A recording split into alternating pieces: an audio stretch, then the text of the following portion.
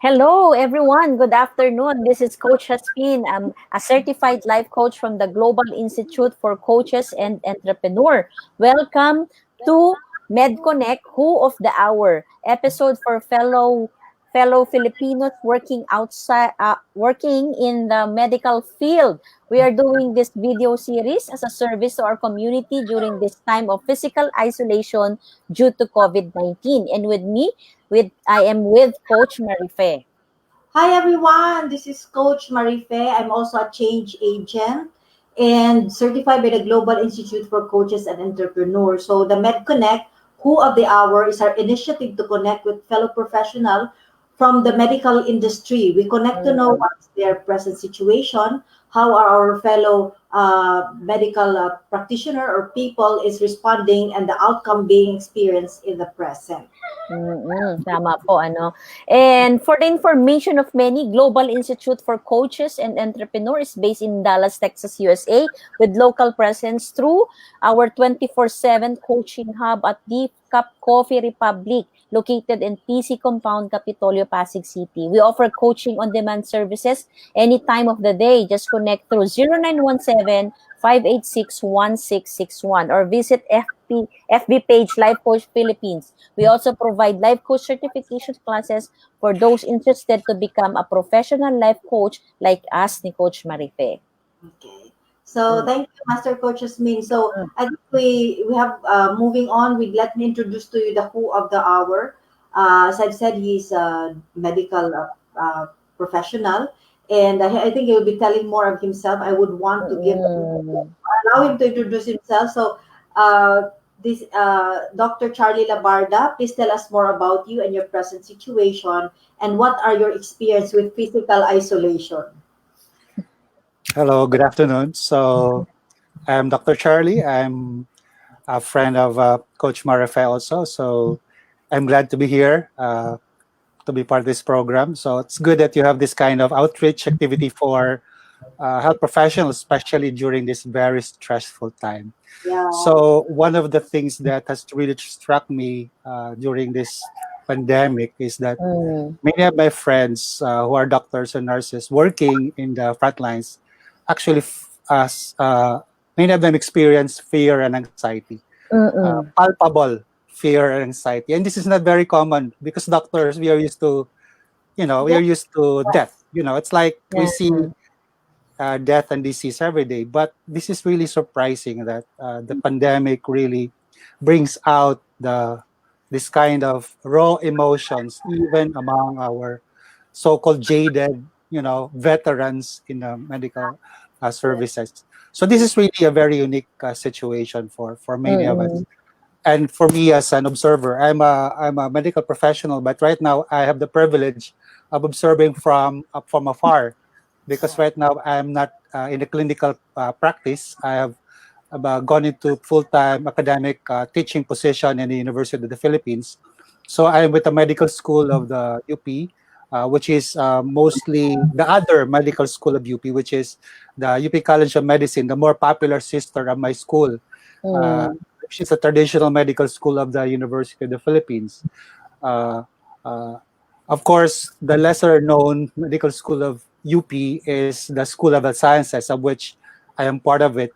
And our focus is more on training medical professionals who will work in far-flung communities, geographically isolated communities, like in the people or are in the mountains or in the rural areas, where actually most of our Filipinos brothers and sisters do not really see doctors their whole lives. So the advocacy of our school really is to somehow bridge that gap between the services that is being offered to the nation, because most of our doctors are actually serving in cities. We have very mm, few doctors serving in island communities, yeah. very few doctors serving in mountain communities, and even in the indigenous people communities. And that is the advocacy of the other medical school of the University of the Philippines, which is the School of Health Sciences. So that's I have spent the last 10 years of my medical professional career in this school. I just actually returned from my PhD studies from the University of Hong Kong, and my advocacy is more on public health, disaster health, and also mental health. So these things that are Mm. happening right now actually plays into the kind of things that I'm really interested in studying and finding more evidence on how we can best respond to the needs of our times. So, yun. Yun. Ayun po ano, right now po Doc, you mentioned nga po that, yung kanina 'no, yung medyo kakaiba ito, eh. This is the first time that you have seen the medical professional, yung mga frontliner and doctors and nurses that being, Yeah. having anxiety, 'di ba, merong fear, 'di po Mm. ba? So, kayo po personally, what is your view on this response po? Actually, all of us feel the same emotions because kasi kahit Mm, tayo na nasa bahay, yeah. we also fear the unknown. Di ba? Kasi this one thing that we are sure, these things are uncertain. That's the only thing that is Mm, certain. We don't really know how long the pandemic will last or mm, how many people will really be affected. In the Philippines, we don't really know if the spike will occur next week, the next few weeks, and if the yeah, health system okay. in the Philippines can occur. So ako din, personally, we are also preparing ourselves. Baka mamaya matawag kami sa frontline because we are part of the Yeah, reserve force. totoo. So si Ate Marife might be called, and we don't know because that could happen when our health system can be overwhelmed. So there's this feeling of fear also that uh, that could happen, and you're going to war in that sense. So I think lahat naman tayo kahit nasa bahay lang at this point Mm, of time have the same sense of fear. And also one thing also is it's hindi tayo sanay sa ganitong uh, level of isolation, being forced to, hunker down or just stay in one place. I think many people, especially the young ones, who are not used to this kind of staying put, we don't really know how to make use of solitude anymore, di ba? Especially tayo na nasa urban areas. mm, Solitude or being in one place make us anxious. We want to do something with, and it's a good thing that we still have the internet, but still what we see in the news also adds to our anxiety. It doesn't actually give us comfort. The more you read what's happening on social media, the more that what you see in the news adds more fire to the anxiety and to the fear. So I don't think it's really this. There's no escape from what we feel. So whether you are in the hospital or whether you are at home, I think you're mm, still experiencing the same kind of feelings. The sense of uncertainty, the sense Yeah. of being out of wala kang control. You don't have a sense of anchor where you could really say that you could control what's happening. Everything is out of control. mm, So for me, me and my wife, or for us to cope with the sense of anxiety and stress, kasi kahit mag-jogging, hindi ka maka-jogging, kasi titingnan ka ng barangay tanod dun sa labas eh.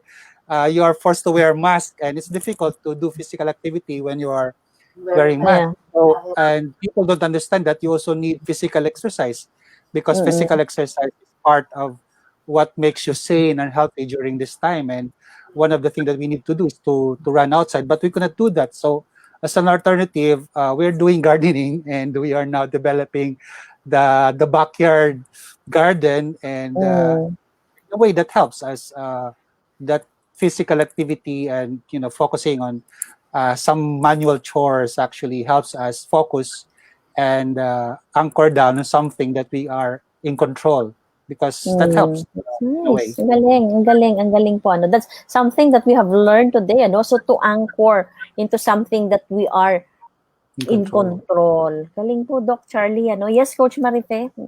Oh, that's why I mean, for both Charlie, Dr. Charlie, and his wife, you see, Ma'am Midet, is they're really moving. They've been traveling. They've been, they just currently actually came back and settled in Tacloban, most especially si Dr. Charlie. So yun ang means of, if you look at the situation now, what insights are you getting with, what's happening now in this situation, in this COVID-19? For me, I think the one thing that is neglected is mental health. Mm, And during the discussion in the TV yesterday, CNN, I think it was a town hall discussion. They have a guest psychiatrist who said that one thing that we really need to emphasize at this time is to Yeah. reassure our people that we need to take care of our mental health. Kasi Yeah.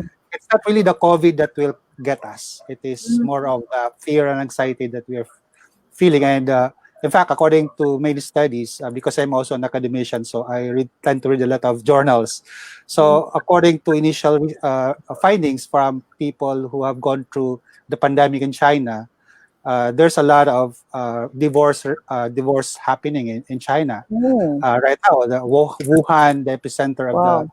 pandemic, experiencing a lot of social stress, and it manifests in terms of high divorce rates. So you can imagine the kind of dynamics that is now happening in millions of households in the Philippines, because people are forced to live closely together, work yeah. from home, parents doing homeschool with their Yeah, children. When they're not 24/7 used to together. they're Mm. not used to doing this, and these Mm. are new demands on their emotional resources, and many parents don't have that kind of patience and that kind of discipline to really, or the structure in place to really deal with this kind of situation. For many parents, I think these are stressful times. Mm, For many children also, these are stressful times because they will always be quarreling with their parents because they have to struggle with screen time, with watching cartoons or playing games. And I could just imagine the arguments going now, because I can relate Yeah. with my teenage daughter, Kayla, and we have always been struggling. The first 2 weeks was really stressful for us, and we finally decided to have a schedule to be able just to manage the arguments, because we have to, somehow make a deal what to do Yes. with our time. And this kind of things that people who are in lockdown actually face. mm, And so these are things that are not talked about but are actually being faced.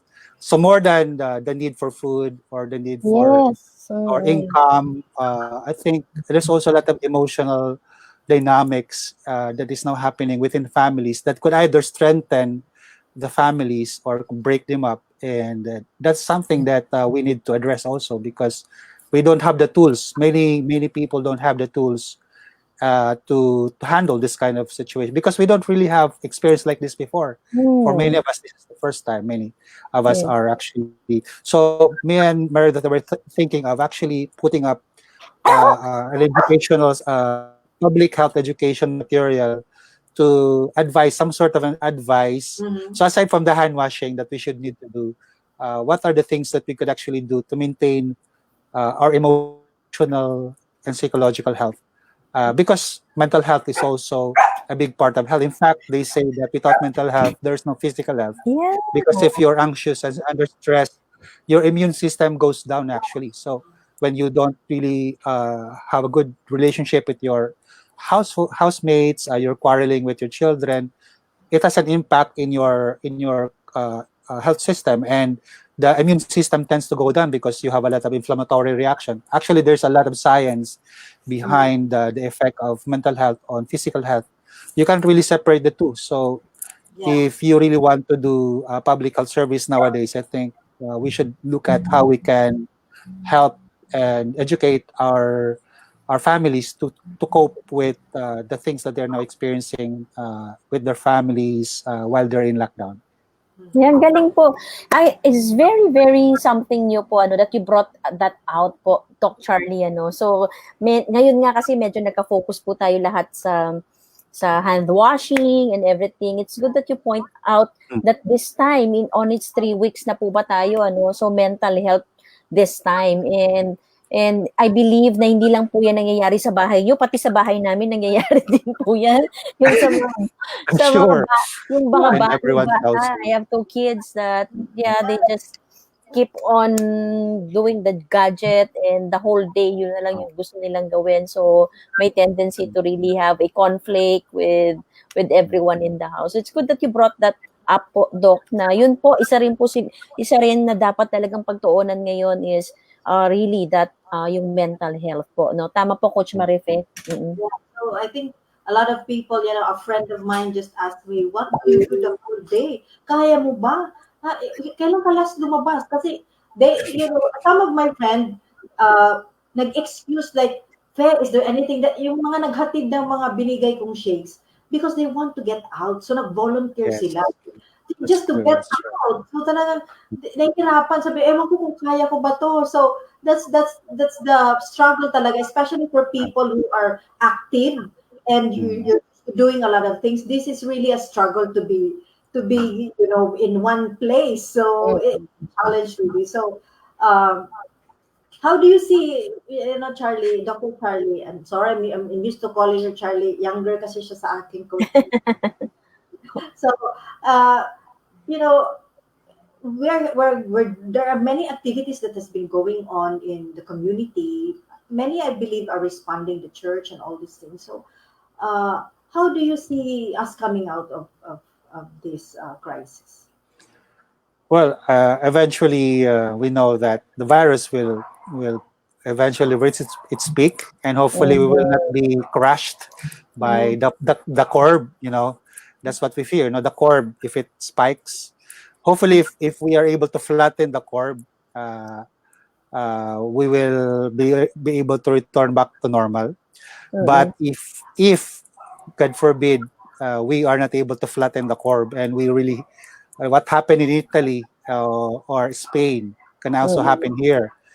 And I just could imagine if you have like 10, 20,000, 30,000 people dying, the impact of that in terms of our social life will be felt down the line. It's like Yolanda all over again, right? Mhm. The trauma Mhm. that we have experienced during Yolanda.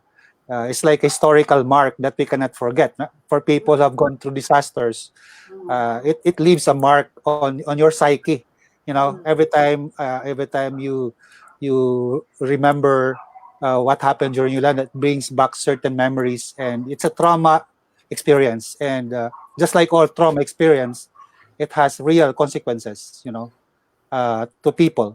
So my I'm hoping that we will not go through the what Italy and Spain has gone Mm. through, or even China has gone through.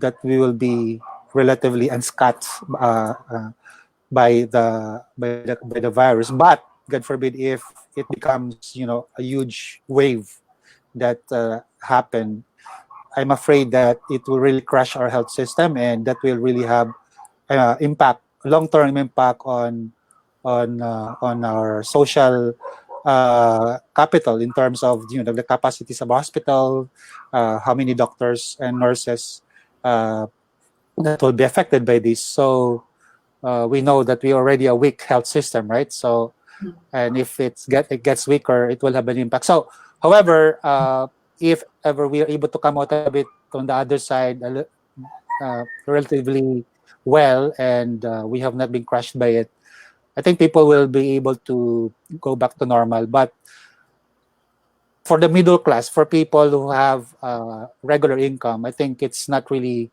a big problem because they have resources to go back to fall back on. But I think it's more painful for the lower classes, for the day-to-day wage earners. The people who rely on being able to earn their food every day, and those are the people that will really be very affected by this, and will really have more pain as they go through this. So I think there's a difference in terms of experience. I could not equate my experience with what a family in Tondo probably now is experiencing. So there will be different differences in terms of experiences depending on your social position in life. But for some of us, it will be easier. But for many of us, it will be difficult. And I hope that it will not lead to the kind of looting or riots that we saw in Yolanda at Marife, di ba? We don't want to go back during those days, but hopefully, not. I believe that the Filipinos are basically resilient people. We have been through a lot of disasters, and we are not easily crushed by this kind of. I think we have been prepared because we have gone through a lot of practice disasters already before.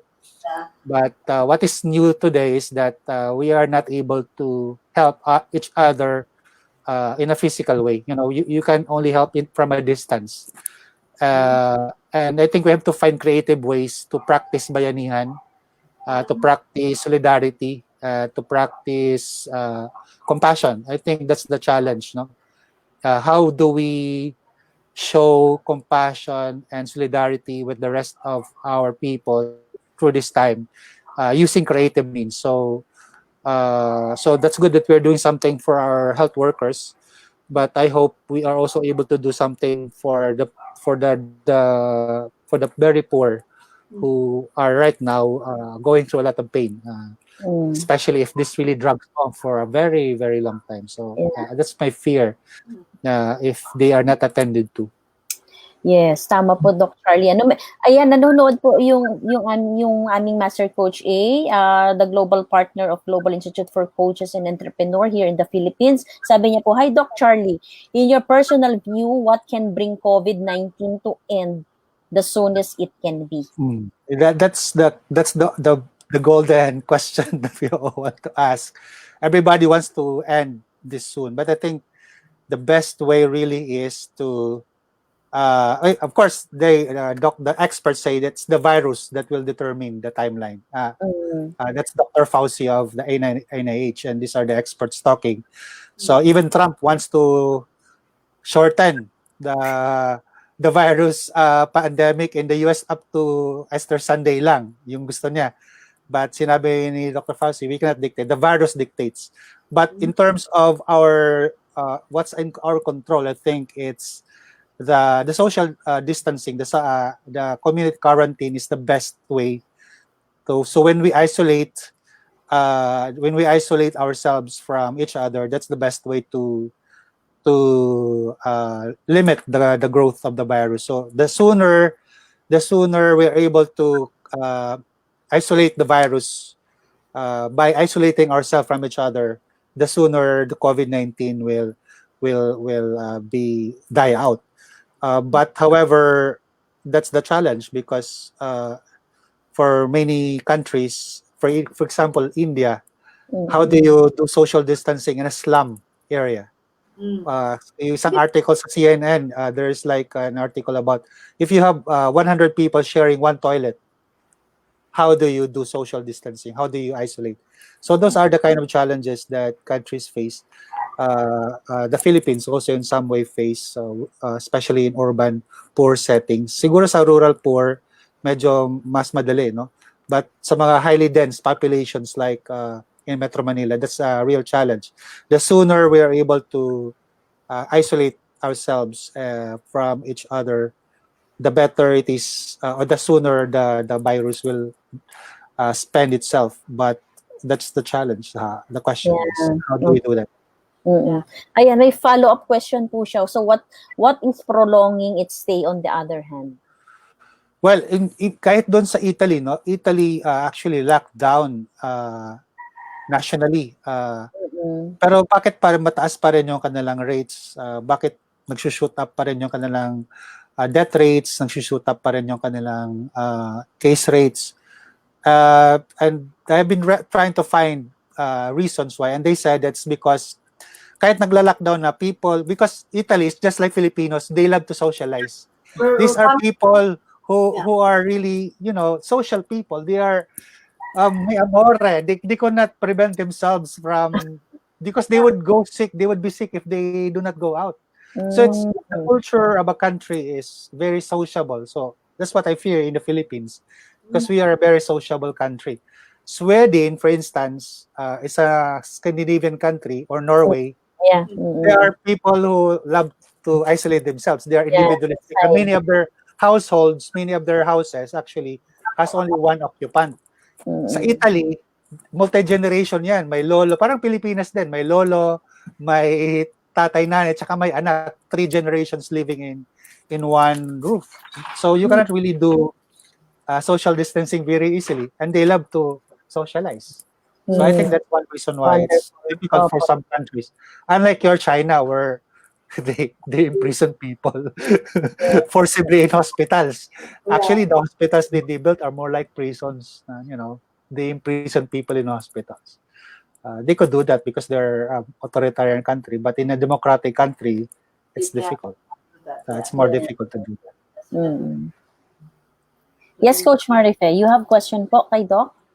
Yeah, si Charlie kasi, Dr. Charlie loves really to read and, dig into what is happening. So, how do you keep yourself sane? Kasi nabasa mo na lahat yung, hindi mo Actually, yeah, it's a really stressful reading. Gusto ko na nga, ayaw ko na nga magbasa eh. Actually, starting this week, I'm trying to limit my social media exposure. One thing that I want to do nowadays is to slowly go on a diet of social media kasi Mm. na-stress lang ako sa nangyayari. ano. Secondly, hindi na rin ako magbabasa ng mga news article. I would like to maybe for the next one one or 2 weeks Mm-mm. limit the information I'm receiving and focus on doing something uh, useful like plant a garden, Yeah. read a book that I have not been able to read, or write something, or do physical activity or exercise, play with my daughter, board games, spend Mm. more time, and try to keep myself sane by limiting the flood of information, Wow. and also do something meaningful. So me and my wife, what we're doing right now is, with the help of our local church, we're trying to help our frontliners. So we are making personal protective equipments, mga improvised PPEs, trying to source masks for people who don't have masks, and trying to raise funds to buy some rice and a few essential food items for families who don't have food items right now. So, in a way, that probably would help me keep sane, Mm. doing something meaningful and limiting the information I'm getting from social media and the news articles I'm reading. So that's hopefully and of course, the thing that we also need to do is sleep well, at least 8 hours of sleep every day. Still eat right, even though alam natin mahirap kumain ngayon ng matino kasi nga mahirap mag-grocery, mahirap pumunta ng market. So marami sa atin nagdidilata lang. But as much as possible, eat fruits and vegetable. Exercise regularly kahit nag-gardening lang o kaya creative ways like, doing some household exercises. And of course, maintain good relationships in the house. It helps you keep sane. And do something meaningful, yun, ikalima. Do something meaningful and productive so that you'll be grounded in your day-to-day life. So I think those are the things that Will uh, keep you sane. keep me Mm. sane the next Ayun few po. weeks. Opo. Ano pong mensahe niyo po sa mga fellow doctors po ninyo and people in the frontline? Well, as I have mentioned earlier, we feel what our doctors feel, and our nurses also feel. Everybody in the hospital, actually, even the guards, no, Yeah, who guards. are manning the emergency room departments. I think Mm. they are also afraid for what's happening, and that's why we are always praying for them. And we say to our doctors and our frontliners, we are holding you in our prayers, Mm. because I think that's the best thing that we could do for you right now, aside from giving you our support in terms of donating PPEs, food, and other physical stuff. I think the more important thing that is unseen is really the spiritual support and emotional support for our health workers, and frontliners manning the front lines. And we are with you. And although we are not with you in the hospital, we are with you in our prayers and in our thoughts. And we will be with you till the end. We will see this through. And just keep holding on and fight a good fight, of faith. Yes.